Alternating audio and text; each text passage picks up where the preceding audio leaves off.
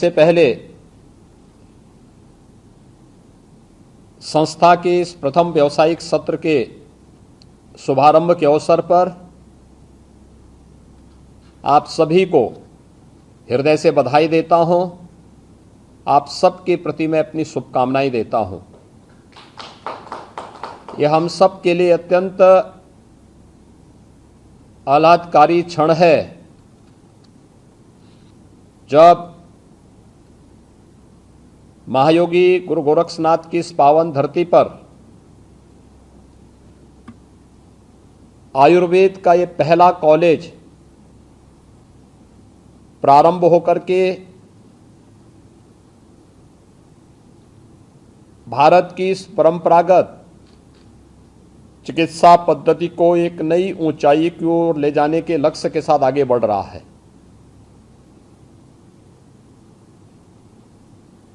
वास्तव में पूरी दुनिया के अंदर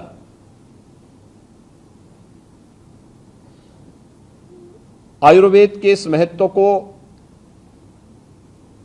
कोरोना जैसी महामारी के दौरान आम जन ने स्वीकारा है। यद्यपि दुनिया के अंदर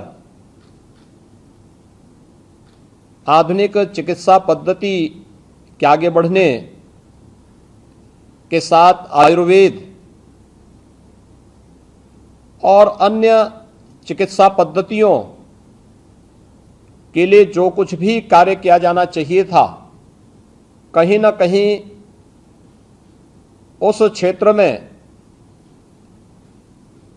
हम लोगों ने जो प्रगति करनी चाहिए थी वह अपेक्षित प्रगति नहीं हो पाई। लेकिन दुनिया ने जब भी उसके सामने कोई संकट आया, उसने भारत की इस चिकित्सा पद्धति को बहुत ही अच्छे रूप से, बहुत पॉजिटिव रूप में उन्होंने उसे स्वीकारा है और उसका अंगीकार भी किया। लेकिन महामारी एक समय तक अपना प्रभाव दिखाती है, फिर धीरे धीरे करके वह समाप्त होती है, उसके उपचार के रास्ते भी निकलते हैं।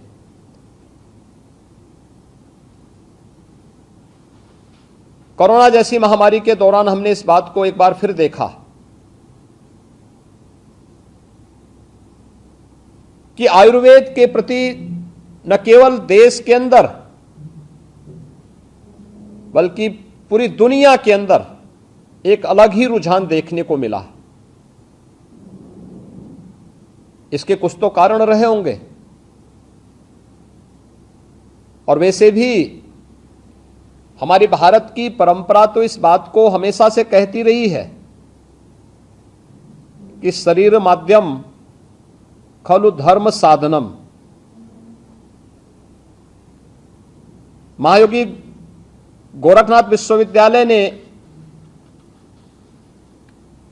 अपना जो बोध वाक्य भी तैयार किया है, वह भी इसी भाव के साथ प्रस्तुत किया है। स्वस्ति पंथा मनुचरेम, यानी स्वास्थ्य के सभी रास्ते एक ही लक्ष्य को प्राप्त करने के लिए आगे बढ़ते हैं। सबका उद्देश्य एक ही है, आरोग्यता प्रदान करना है। रास्ते अलग अलग हो सकते हैं, लेकिन व्यक्ति हो या समाज या राष्ट्र, वह तब तक समग्र विकास के लक्ष्य को प्राप्त नहीं कर सकता है जब तक कि वह स्वयं आत्मविश्वास से भरपूर न हो। आयुर्वेद के प्रति हमारे मन में जो हीन भावना थी, उसने आयुर्वेद की प्रगति के मार्ग को एक प्रकार से बाधित सा कर दिया, और उसका दुष्परिणाम समाज को भुगतना पड़ा। वर्तमान और भावी पीढ़ी को भुगतने के लिए मजबूर होना पड़ा। आज ये स्थिति हम सबके सामने है। देश के अंदर जिन राज्यों ने या जिन क्षेत्रों में इस फील्ड से जुड़े हुए लोगों ने थोड़ा भी प्रयास किया, वह लोगों के विश्वास का, व्यापक विश्वास का प्रतीक ही नहीं बना, बल्कि उस क्षेत्र में लोगों को न केवल आरोग्यता प्रदान करने में बल्कि रोजगार प्रदान करने में भी वहां पर बहुत बड़ी भूमिका का निर्वहन किया है। और इसके कारण अगर भारत के अंदर जब हम मेडिकल टूरिज्म की बात करते हैं तो इसका श्रेय भी देश के कुछ राज्यों को जाता है, जिन्होंने ये मेडिकल टूरिज्म भारत के अंदर जब प्रारंभ हुआ तो एलोपैथ से नहीं, या आयुर्वेद से प्रारंभ हुआ। पंचकर्म और अन्य आयुर्वेदिक पद्धति से किए जाने वाले उपचार के माध्यम से ही इसको मेडिकल टूरिज्म का एक दर्जा देश के जिन राज्यों ने अच्छा कार्य किया था वहां पर प्राप्त हुआ। इससे न केवल आयुर्वेद की महत्ता को यह प्रदर्शित करता था, आयुर्वेद के प्रति हमारी सच्ची सेवा को प्रदर्शित करता था, बल्कि इसने व्यापक पैमाने पे उन क्षेत्रों में रोजगार के सृजन में भी बड़ी भूमिका का निर्वहन किया। और रोजगार के साथ साथ स्वाभाविक रूप से हम लोग जब अर्थव्यवस्था की बात करते हैं तो उसमें कुछ चीजें बहुत मायने रखती हैं कि हमारा एक्सपोर्ट क्या है, और यह भी निर्भर करता है कि हम लोग कितनी विदेशी मुद्रा को अपने यहां लेकर के आने में सफल हो रहे हैं। हम कहने के लिए तो हम दुनिया के सामने कहते हैं कि भारत दुनिया का सबसे युवा राष्ट्र है, लेकिन हमारी इस युवा शक्ति के हाथों के लिए जो कार्य करने की अनेक संभावनाएं हैं, आखिर हम मेडिकल के क्षेत्र में इस दिशा में क्या प्रयास कर रहे हैं। और जब भी नेतृत्व मिला, क्या हमारे युवाओं ने उस दिशा में अच्छा प्रयास नहीं किया? कोरोना इसका बेहतरीन उदाहरण है। हेल्थ इंफ्रास्ट्रक्चर अगर आपको देखना, आधुनिक हेल्थ इंफ्रास्ट्रक्चर के रूप में यूएस के बराबर, अमेरिका के बराबर दुनिया के अंदर किसी के पास नहीं होगा। यूरोप का हेल्थ इंफ्रास्ट्रक्चर भी भारत से अच्छा है, लेकिन उस हेल्थ इंफ्रास्ट्रक्चर जो कोरोना महामारी के सामने भी एकदम पस्त होता हुआ दिखाई दिया, ये पूरी दुनिया ने देखा है। मैं केवल उदाहरण एक दूंगा आपके सामने। यद्यपि ये हम लोग कोड नहीं कर सकते, लेकिन फिर भी हम सबको सोचने के लिए मजबूर करता है कि कोरोना एक साथ पूरी दुनिया को अपनी चपेट में लिया। भारत की आबादी है 135 करोड़। 135 करोड़ की आबादी में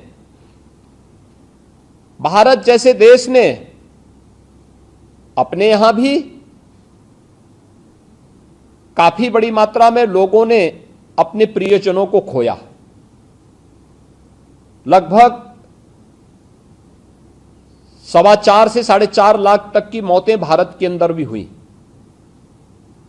लेकिन भारत का 1/4 आबादी है अमेरिका की। कुल 33 करोड़ की आबादी है। हमारी 135 करोड़ भारत की आबादी है, अमेरिका की 33 करोड़ की आबादी है। और 33 करोड़ की आबादी में अच्छा हेल्थ इंफ्रास्ट्रक्चर होने के बावजूद अमेरिका में 7 लाख से ज्यादा मौतें हुई हैं। अब कोरोना प्रबंधन किसका अच्छा है, भारत का या अमेरिका का? आखिर बीमारी में जो अपने लोगों की जान बचाने में सफल है, प्रबंधन उसका बेहतरीन होगा। और जो अपने लोगों की, अपने नागरिकों की, अपनी जनता की जान को बचाने में कहीं ना कहीं चूका है, उसका कोरोना प्रबंधन अच्छा नहीं माना जाएगा। ऐसे यूरोप के अंदर के भी तमाम देशों के अंदर है। अगर मैं उत्तर प्रदेश की ही बात आपके सामने करूं, उत्तर प्रदेश 25 करोड़ की आबादी का राज्य है। देश के अंदर कोई भी राज्य उत्तर प्रदेश की आबादी का आधा ही है। और अगर कोरोना प्रबंधन की बात करें, उत्तर प्रदेश ने इस पूरे कोरोना कालखंड के अंदर मार्च 2020 से मार्च 2022 तक 23,000 से थोड़ा अधिक 23,400 के आसपास लोगों को प्रदेश ने खोया है। उन सभी के प्रति जिन्होंने अपने प्रियजनों को खोया है, उन सब के प्रति हमारी संवेदना है।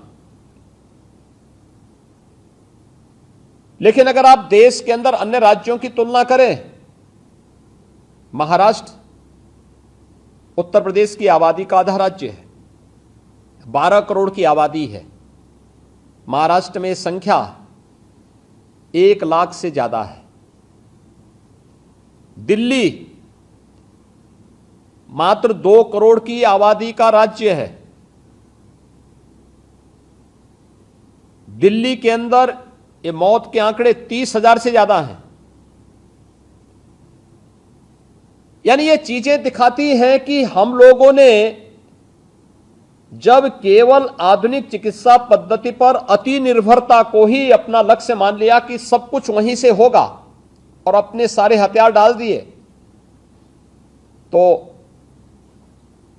इसका खामियाजा भी हमें भुगतना पड़ा। लेकिन भारत ने दुनिया के अंदर, उत्तर प्रदेश ने देश के अंदर कोरोना प्रबंधन का जो एक बेहतरीन प्रस्तुतिकरण किया है, ये स्वास्थ्य के क्षेत्र में स्वास्थ्य के विशेषज्ञों को इस क्षेत्र में कार्य करने के लिए और इस क्षेत्र में उन संभावनाओं को तलाशने के लिए भी एक अवसर प्रदान करता है कि वास्तव में हमने क्या खोया है, क्या पाया है। और इसीलिए आज जब बीएमएस के प्रथम वर्ष के छात्रों के इस संवाद के कार्यक्रम के साथ हम जुड़ रहे हैं, इनका पहला व्यावसायिक सत्र प्रारंभ हो रहा है और मुझे प्रसन्नता है कि national commission for Indian system of medicine ने ये 15 दिन का जो एक व्यावसायिक सत्र के कार्यक्रम को ट्रांजैक्शनल करिकुलम फॉर आयुर्वेद के रूप में निर्धारित किया है। यह एक प्रारंभिक जानकारी प्रदान करने और उन विशेषज्ञों को के माध्यम से उन्हें जानकारी प्रदान करने के लिए उन्हें इन नए छात्रों को अवसर प्रदान करने का एक अवसर प्रदान करेगा।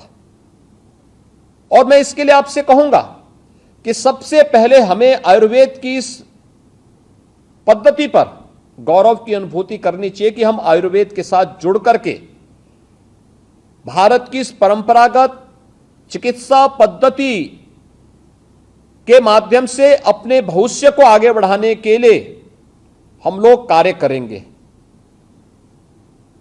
हम जब तक अपने कार्य पद्धति को समाज के अनुकूल बनाने का प्रयास नहीं करेंगे, समय और समाज दोनों के अनुकूल हमें बनाना पड़ेगा। हमें स्वयं उसके लिए बनना पड़ेगा और उसके अनुरूप हमें स्वयं भी तैयार होना पड़ेगा। जब हम स्वयं इसके अनुरूप अपने आप को ढालेंगे, समाज आपको फॉलो करेगा, समाज आपके पीछे पीछे चलने के लिए मजबूर होगा। जब आप स्वयं ही किसी के पिछलग्गू बन जाएंगे तो कुछ भी नहीं कर पाएंगे। और मैं इसीलिए बार बार कहता रहा हूं कि हमें अपने यहां नए रिसर्च के कार्यक्रम को बढ़ावा देने के लिए निरंतर प्रयास करते रहने चाहिए। हमारा एक एक क्षण, एक एक अवसर, एक एक मरीज हमारे लिए न केवल उसको बेहतरीन आरोग्यता प्रदान करने का एक अवसर प्रदान करता है, बल्कि वह हमारे लिए स्टडी का भी एक माध्यम बनता है, हमारा स्टडी पेपर तैयार करने का भी एक साधन हमें उपलब्ध करवाता है। और यह व्यवस्था अगर हमने आगे बढ़ाने का प्रयास किया तो निश्चित ही हम इस आयुर्वेदिक पद्धति से, आयुष पद्धति से, चाहे वह आयुर्वेद का हो, यूनानी का हो, होम्योपैथ का हो, प्राकृतिक या चिकित्सा और योग से जुड़ा हुआ हो, इन सभी पर भी हम लोग बेहतरीन कार्य करके लोगों के सामने एक नया विश्वास, इस परंपरागत भारत की जो ट्रेडिशनल चिकित्सा पद्धतियां हैं, इनके प्रति उस विश्वास को आगे बढ़ा सकते हैं।